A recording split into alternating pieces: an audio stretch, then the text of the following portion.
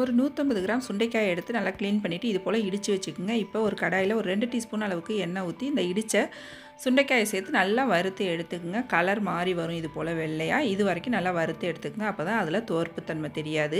இப்போ திரும்பவும் அதே கடாயில் ஒரு 2 டீஸ்பூன் எண்ணெய் விட்டு ஒரு 3 டேபிள் ஸ்பூன் அளவுக்கு கடலைப்பருப்பு சேர்த்து நல்லா செவர வறுத்துக்குங்க. இது கூடவே ஒரு 6 வரமிளகாய், கொஞ்சமாக பெருங்காயத்தூள், ஒரு பெரிய வெங்காயம், 5-6 பூண்டு பல், ஒரு சின்ன துண்டு புளி சேர்த்து ஒரு கொத்து கருவேப்பிலையும் சேர்த்து நல்லா வதக்கிக்குங்க. வதங்கினதுக்கப்புறம் கடைசியாக இதில் ஒரு அரை மூடி தேங்காய் சேர்த்துக்குங்க.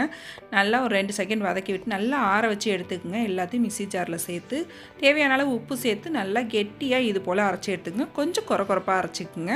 திரும்ப ரோஸ்ட் இது போல் போட்டுக்குங்க. ஒரு தோசைக்கல்ல நம்ம அரைச்ச இந்த துவையலை இதில் தடவிக்குங்க. எந்த அளவுக்கு தேவையான அந்த அளவுக்கு தடவி மேலாப்பில் ஒரு டீஸ்பூன் நெய் விட்டு நல்லா மொறுன்னு எடுத்து கொடுத்தோம்னா குழந்தைங்க ரொம்ப விரும்பி சாப்பிடுவாங்க. குழந்தைங்க சாப்பிட்லேன்னு கவலைப்படாதீங்க. இது போல் செஞ்சு கொடுங்க. ரொம்ப அருமையாக சாப்பிடுவாங்க. சூப்பராகவும் இருக்கும்.